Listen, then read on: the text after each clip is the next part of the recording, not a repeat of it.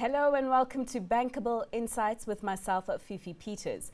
For years, Mauritius has ranked amongst the best places in the world to do business for creating a conducive environment for capital to thrive. It remains number one in Africa.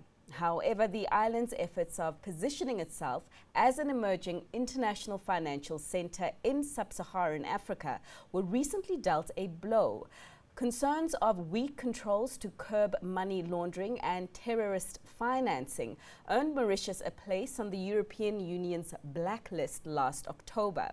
This came at the worst time as the island's economy, which is heavily reliant on tourism, was plunged into recession by the COVID-19 pandemic. In this special, we will review the steps that Mauritius is taking to relaunch itself as a respected and trusted international financial center post-COVID-19. And I'll be having this conversation with Mathieu Mandeng, who is the CEO of Standard Chartered Mauritius, one of the leading banks on the island.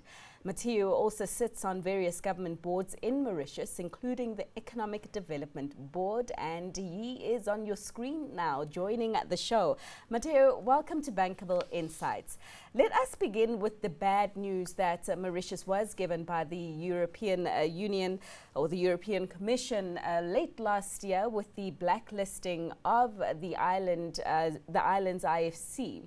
Just talk to me about the impact that this has had on Mauritius so far. I mean, it couldn't have come at a worse time, while Mauritius, of course, was trying to prevent its economy from falling into free fall from the COVID-19 pandemic, a task that has been difficult for most of us to do. Yeah, hi, Fifi, and thank you really very much for having me in this program. Before maybe giving you a straight answer to your question about the impact of Mauritius blacklisting on the European list, maybe it's important that I give a bit of a background on the AML, anti-money laundering, and the combating of financial terrorism journey of Mauritius, just for your audience. I think it's very important to understand that Mauritius is one of the first countries in the Eastern and South Africa countries, region, to develop an AML CFT, as we refer to anti-money laundering and combating the financial terrorism regime. And unfortunately, this regime has not kept pace with, the global regulation, and this has affected the effectiveness of the regime. So it's important to tell your audience that actually the technical compliance of the regime has never been a problem because, from the Islam report that was issued back in 2018 to last year, we closed the country address 35 out of the 40 recommendation. And we were just cut short in what we call the IOs, the immediate outcome, because this is a bit of a jargon. But just to say that that came as a blow, to be honest, because we found ourselves into the European blacklist as a consequence of being on what we call the FATF, which is the Financial Action Task Force grey list, based on what I've just said. And obviously, as you rightly said, Mauritius being an IFC, and by the way, having a USB, unique selling proposition of being the only international financial center investment grade in Sub-Saharan Africa, this was taken very, very seriously. As you may be aware, there were actually a batch of 4 countries that were listed at the same time, including Botswana, Zimbabwe, Ghana, and Mauritius. Out of the 4 countries, only Mauritius is an IFC. So the financial services industry is very important, it's actually vital for the country, since it represents 12.4% of the GDP. And the country is working on a financial services blueprint aspiring to double the contribution of the financial service to the GDP from the current 12.4%. So this led to a strong, leadership by the Prime Minister, pulling together all the stakeholders, i.e., the regulators, the industry associations, the players, to make sure that the country gets delisted. So as far as your question on the impact, this has been watched very, very closely. by everybody, by Bank of Mauritius, by ourselves as the global bank here. And I can tell you that so far we haven't seen an adverse, I would say, movement of funds into Mauritius. The reason being that the players that are used to this jurisdiction, the ease of doing business, the low cost of doing business, the relevancy of Mauritius for Africa, are taking a bet that everything will be done for the country to be delisted. So because of that, they're still committed to the jurisdiction, and that is a positive thing. Right, certainly, and I imagine the fact that you haven't yet seen a mass outflow of funds from the economy has been welcomed by the officials there. But I'm just trying to understand, as a lender yourself, as Standard Chartered, when this event happened, I imagine that perhaps your phones were ringing off the hook from concerned clients wanting to know if their assets were safe and what this meant for their assets. Perhaps if you can just speak specifically to the messaging that you as Standard Chartered and also your peers in the sector delivered to investors about the safety and security of their assets. Yes, this is an absolutely important question indeed, because this was, as I said, this came as a blow, and the information was everywhere. We are an international financial center, so people are very, very listening to what is happening here. We were engaged indeed, ourselves, Standard Chartered, and some other players in the industry, by our clients asking for what is happening. They wanted to know what is happening. They needed to know the outcome, etc. And we were able to actually give them the assurance, as I said, that obviously to explain to them what exactly what was at stake here, what landed us into that position. As I said, the effectiveness of the regime, not the technical compliance, and the commitment of the government and every stakeholder to make sure that we are delisted. In fact, Fifi, when this information came out in Feb 2020, the effective date for that blacklisting was October 1st. And I can tell you that out of the 4 countries, the one that actually fought very, very strongly for that decision not to be effective in October 1st was Standard Chartered. And the country kept submitting progress report on what we've done, which effort was actually recognized, but was not deemed to be enough to warrant us not staying on the blacklist effective October. So once we were confirmed on the effective on the blacklist effective October, we now have to shift to making sure that we are completing the other shortfall of the recommendation, particularly, and this is something that I want to make very clear, Fifi. Actually, the banking system was considered to be very, very, effective. Everything was okay. Where we were having some challenges was on the non-banking financial institutions to some extent, number one, on the law enforcement agencies, number two, and what we call the designated non-banking financial professionals, which we call it NDNBF, whatever is the jargon. So just to tell you that we were able to demonstrate to the key players that are using Mauritius as a conduit for their investment into Africa that the banking system is there, is well regulated, solid.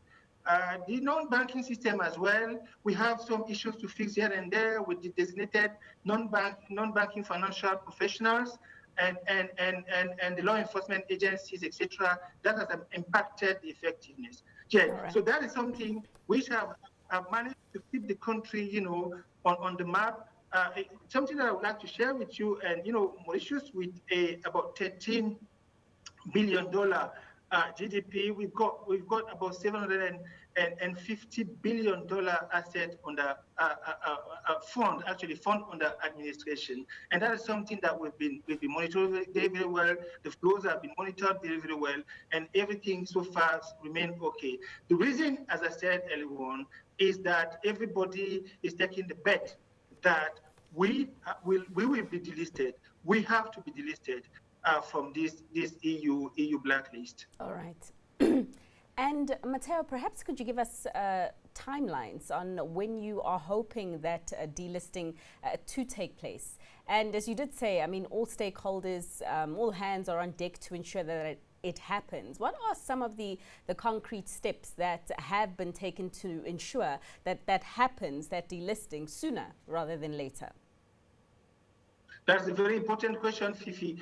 As I said earlier, remember, when the information came out in Feb, the effective date for the country to be actually officially put on the blacklist was October 1st. Starting from that point, everything was done to avoid the country even remaining on the blacklist effective October 1st by submitting, progress report to the FATF, remember, the Financial Services Action Force, because that was the triggering point, because the whole saga started with the FATF and then ended up with the EU, because we're not put on the blacklist as for any additional examination from the EU. They just rely on what FATF did to put us on the blacklist, which also means that we got the assurance that addressing the FATF, strategic discrepancies will get us off the European blacklist. That's European Union blacklist. That's very important.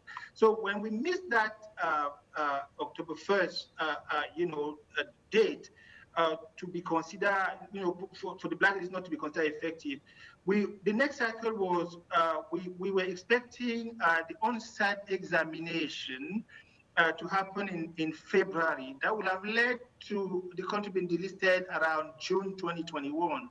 But there were engagement a few weeks ago. We haven't gotten the outcome. It might look like, unfortunately, with the COVID also, which is not making it easy for people to travel on the ground, but it might look like the on-site examination might not happen in Feb, might happen at a subsequent date.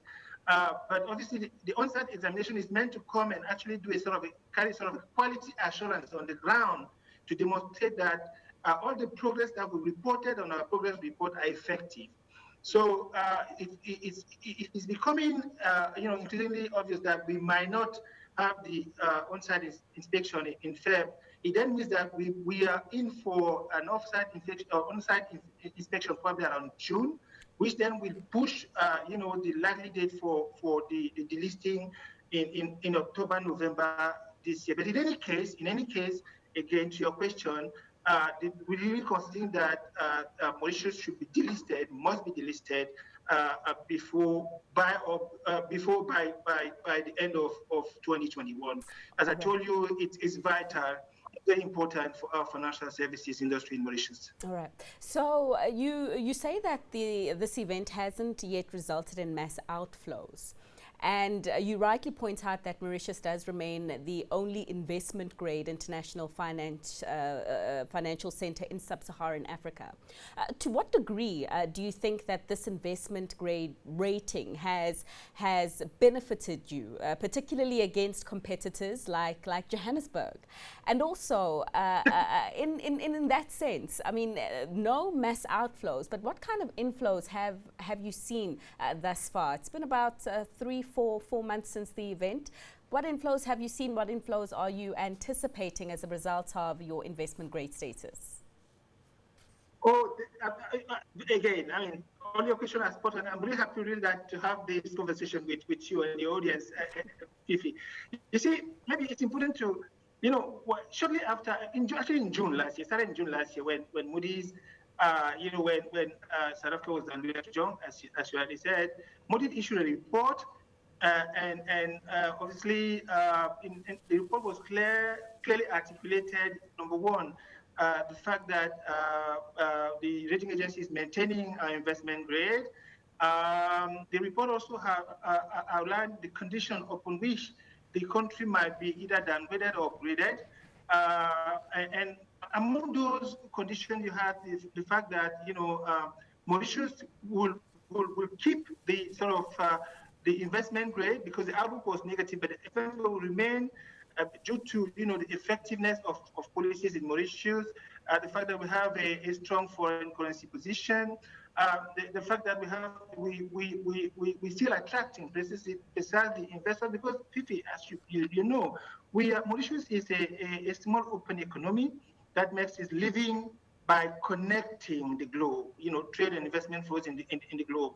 And talking about the investment flows that has been coming, and it's amazing because Africa is in dire need of flows. Some goes directly, some goes via IFCs. And the fact that now, if you look at, as I said, investment grade, you only got Namibia, Botswana, Mauritius, and Morocco, only 4 investment grade countries. On the IFCs, you have in that order Casablanca, Mauritius, Cape Town, Johannesburg, and Nairobi. So this has positioned us in really channeling the investment flows that are going into Africa for industries like, infrastructure, agriculture, financial services, agriculture, particularly the sugarcane industry, for which we have a true expertise, financial services industry, whether bank or NBFIs, FMCGs, fast-moving consumer goods. So all the people still believe that, unfortunately, because of the ineffectiveness, because of the inefficiency, because of the hardship in doing business in mainland, Mauritius is still leveraging on, the 5 pillars of competitiveness, of attractiveness that include the business environment, the financial sector development, the infrastructure, i.e., digital, energy and transportation, the human capital, and the reputation to really keep channeling the flows in Africa. As you already said in your introduction, Fifi, the last time we met, I think Mauritius was ranking number 20 or 27, I can't remember. Today, we've gotten into the top 13th, 1-3 best country in the globe to do business. And this is very, very important. So this is what is actually driving all those flows, transiting via Mauritius, going into mainland Africa. Congratulations. Many countries on the continent can surely learn a lot from you in terms of improving the business environment there. But let's talk COVID-19, Mathieu. It's still a hot topic, particularly when it comes to deciding on whether to invest now or later. So Mauritius is ahead of many countries in Africa in terms of starting to vaccinate its citizenry. And it's applauded again for its handling of COVID-19, with only around 593 cases, about a 92% recovery rate, and 10 unfortunate lives that were lost. But just bring us up to speed on your vaccination program in Mauritius, and whether it is still viable that government will achieve its target of 60% herd immunity this year. Well, obviously, the government will be better placed to answer those questions. But as a player being here, and as a very active observer of what is happening in this country, maybe going back on how we've navigated COVID, briefly, how we've navigated COVID so far going forward, what I've seen here actually is that this country delivered or achieved the COVID-free or COVID-safe status by a combination of, in my opinion, the leadership of the government in terms of, testing, contact tracing, quarantine, and treatment, number one. And number two, the discipline, Fifi, the discipline of the people of this country. And the combination of those two factors have delivered, the COVID-safe status that the country enjoys today. And maybe, I'm sure you know, because you know a lot about Mauritius, you know that Mauritius is one of the rare countries that is malaria safe, actually. And to some extent, the country have leveraged the experience of dealing with malaria to sort of eradicate malaria in this country, to keep, I would say, COVID-19 under control. As you rightly said, indeed, the government has announced that they're targeting a 60% vaccination rate as the overall immunization rate for the population. And the country received the first a batch of vaccine from, I think, Zeneca vaccine from India recently, 100,000, the first consignment. And I believe that the country will carry on with that effectiveness and that discipline, because this country cannot remain closed for that long. As I told you, Mauritius is making its living by connecting trade and investment flows. So, and that's why the government has been working really day and night to make sure that we're back to the normalcy. It might take time to get back to, because what we had, for instance, was that the tourism body, the global tourism body is considering that we might only get back to the pre-COVID level of tourism in 2024. But in between, you need to make sure that, at least our other industries are operating, the manufacturing industry is operating, the construction, the public construction, for instance, the phase 2 of the Metro Express is ongoing, that the financial sector is operating, and for that we need to open the country. So we believe at Standard Chartered, I've been here 5 years now, actually this is my 6th year, and I've seen really effectiveness in motion. I believe that, the Mauritius will keep delivering on their expectations. Right.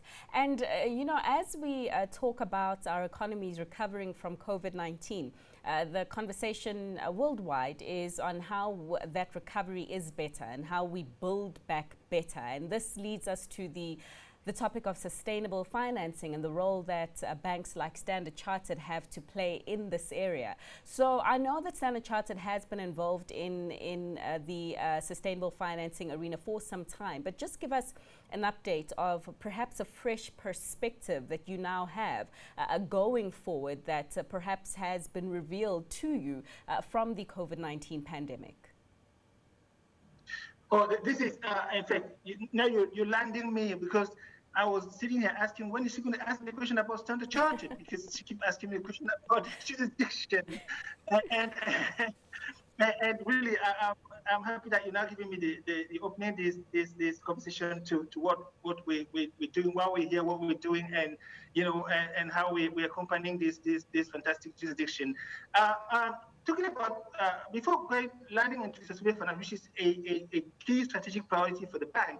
Maybe it's important to tell you that I'm sure you've heard this, because probably some of my colleagues, including at group level, have said that Standard Chartered was the first bank to come out and commit $1 billion sort of COVID facility to support players that were active in the fight against the COVID-19. That is something that we're very proud of, and that we need to we want to share with your audience.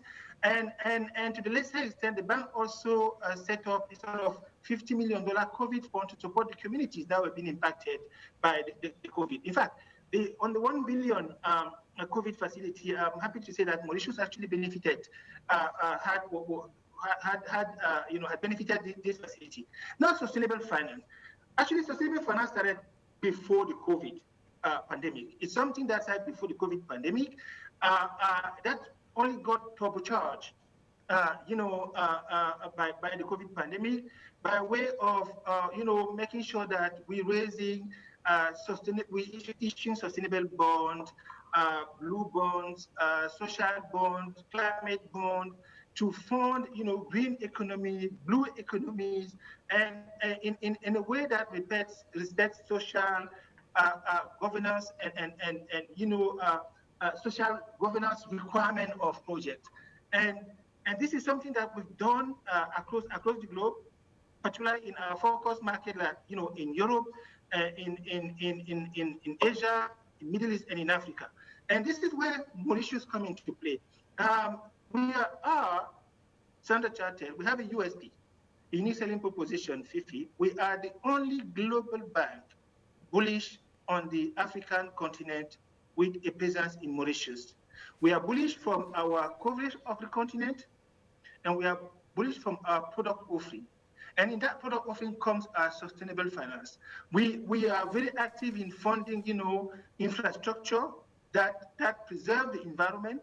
We are very active in financing blue economy. I don't know if you know, but if you remember, back in 2018, Standard Chartered Bank, we did work with the World Bank to issue the inaugural, the debut blue bond in the Seychelles for $15 million. And this is something that we're now trying to replicate in Mauritius because Mauritius, Standard Chartered Bank did sign in March last year on the back of the visit of Standard Chartered Bank Group Chairman in Mauritius. Standard Chartered Bank signed a memorandum of understanding with the government of Mauritius to develop a sustainable finance framework that will facilitate the bond, the green bond issuance, the blue bond issuance, the climate bond issuance, the COVID bond issuance for Mauritius and for Africa. And there is one aspect where Mauritius can also help Africa actually the blue economy. I'm talking about things like the fishery industry. I'm talking about things like the tourism industry.